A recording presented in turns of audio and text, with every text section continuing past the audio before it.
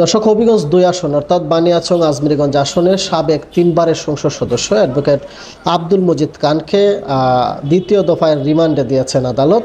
আজকে দুপুরে তাকে হবিগঞ্জের সিনিয়র জুডিশিয়াল ম্যাজিস্ট্রেট আদালত ৩-এর বিচারক তার একদিনের রিমান্ড মঞ্জুর করেন। এর আগে আমরা যেটি দেখেছি, দুপুরের দিকে পুলিশের ফিজন বেনে করে মূলত আব্দুল মজিদ খানকে কড়া নিরাপত্তার মধ্য দিয়ে আদালতে হাজির করা হয়েছিল। এ সময় মামলার তদন্তকারী যে কর্মকর্তা রয়েছেন তিনি আব্দুল মজিদ খানের যে বানিয়াচংয়ে যে বৈষম্য বিরোধী ছাত্র আন্দোলনের ৯ খুনের মামলা রয়েছে সেই মামলায় ৫ দিনের রিমান্ড আবেদন করেন। তবে নানা যুক্তিতর্ক শেষে বিচারক তার একদিনের রিমান্ড মঞ্জুর করেছেন। এর আগে আমরা যেটি দেখেছি যে তিনি 2 দিনের রিমান্ডে ছিলেন এবং আজকে আরও একদিনের রিমান্ড মঞ্জুর করা হয়েছে, অর্থাৎ 2 দফায় তিনি 3 দিনের রিমান্ড মঞ্জুর হয়েছে তার বিরুদ্ধে।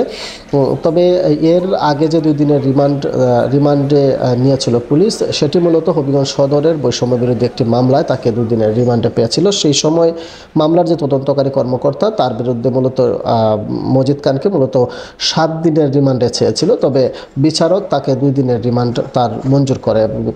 আজকেও কিন্তু 5 দিনের রিমান্ড আবেদন করা হয়েছিল, তবে বিচারক 1 দিনের রিমান্ড মঞ্জুর করেছেন। একই সাথে আপনারা জানেন যে তিনি বানিয়াচং আজমিরগঞ্জ অর্থাৎ হবিগঞ্জ 2 আসন থেকে 3 বার এমপি নির্বাচিত হয়েছিলেন আওয়ামী লীগের ব্যানারে। একই সাথে তিনি জেলা আওয়ামী লীগের সাবেক সাধারণ সম্পাদক হিসেবে কিন্তু দায়িত্ব পালন করেছেন। বানিয়াচং 9 মার্ডার খ্যাত যে মামলাটা বৈষম্য বিরোধী আন্দোলনের, ওই মামলায় বানিয়াচংয়ের সাবেক সংসদ সদস্য আব্দুল মজিদ খান সাহেবকে 5 দিনের রিমান্ড চাওয়া হয়েছিল। বিজ্ঞ আদালত শুনানি শেষে 1 দিনের রিমান্ড মঞ্জুর করেছে। এর আগে অন্য আরেকটি মামলা হবিগঞ্জ সদর থানার একটি মামলায় মামলার আইও 7 দিনের রিমান্ড চাইছিলেন। বিজ্ঞ আদালত শুনানি অন্তে 2 দিনের রিমান্ড মঞ্জুর করেছেন।